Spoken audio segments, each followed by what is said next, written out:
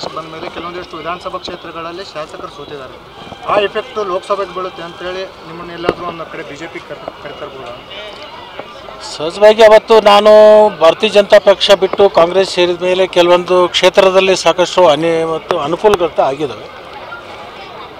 ಆ ಅನುಕೂಲತೆಯನ್ನು ಮನವರಿಕೆ ಮಾಡಿಕೊಂಡೇ BJP ಅವರು ಇವತ್ತು ಪುನಃ ತಮ್ಮ ಪಕ್ಷಕ್ಕೆ ಬರಮಾಡ್ಕೋಬೇಕು ಅಂತಕ್ಕಂಥ ಆಸಕ್ತಿ ಹೊಂದಿದ್ದಾರೆ. ಆಸಕ್ತಿ ಅವರು ಮಾಡ್ತಕ್ಕಂಥದ್ದು ಅವರ ಏಳಿಗೆಗಾಗಿ, ಅವರ ಪಕ್ಷ ಬೆಳವಣಿಗೆ ಬಗ್ಗೆ ಅವರಿಗಿರ್ತಕ್ಕಂಥ ಅದು ಚಿಂತನೆ. ಬಟ್ ಅದು ಯಾವುದಕ್ಕೂ ನಾನು ಒಳಗಾಗಲ್ಲ. ನಾನು ಕಾಂಗ್ರೆಸ್ ಪಕ್ಷವನ್ನು ಬಿಡ್ತಕ್ಕಂಥ ಪ್ರಶ್ನೆ ಇಲ್ಲ. ಸರ್, ನಿಮ್ಮ ಸ್ನೇಹಿತ, ಹಳೆ ಸ್ನೇಹಿತ ಆರ್ ಅಶೋಕ್ ಅವರು ಲಕ್ಷ್ಮಣ ಸವದಿ ಅವರು ಕಾಂಗ್ರೆಸ್ ಸೇರಿದ ಮೇಲೆ ಮೂಲ ಗುಂಪೆ ಆಗಿದ್ದಾರೆ ಅಂತ ನೀವು ಹೇಳಿಕೆ ಕೊಡ್ತಾರೆ ಸ್ಟೇಟ್ಮೆಂಟ್.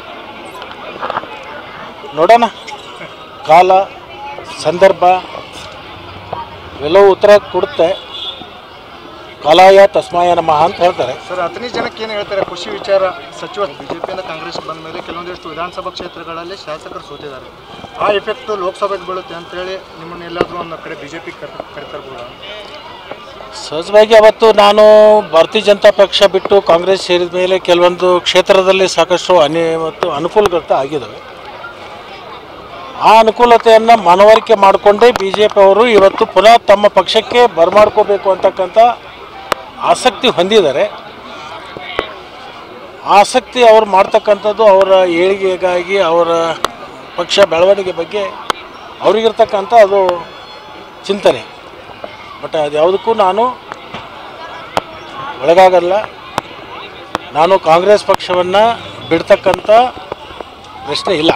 ಸರ್, ನಿಮ್ಮ ಸ್ನೇಹಿತ, ಹಳೆ ಸ್ನೇಹಿತ ಆರ್ ಅಶೋಕ್ ಅವರು ಲಕ್ಷ್ಮಣ ಸವದಿ ಅವರು ಕಾಂಗ್ರೆಸ್ ಸೇರಿದ ಮೇಲೆ ಮೂಲ ಗುಂಪೆ ಆಗಿದ್ದಾರೆ ಅಂತ ನೀವು ಹೇಳಿಕೆ ಕೊಡ್ತಾರೆ ಸ್ಟೇಟ್ಮೆಂಟ್. ನೋಡೋಣ, ಕಾಲ ಸಂದರ್ಭ ಇವೆಲ್ಲವೂ ಉತ್ತರ ಕೊಡುತ್ತೆ.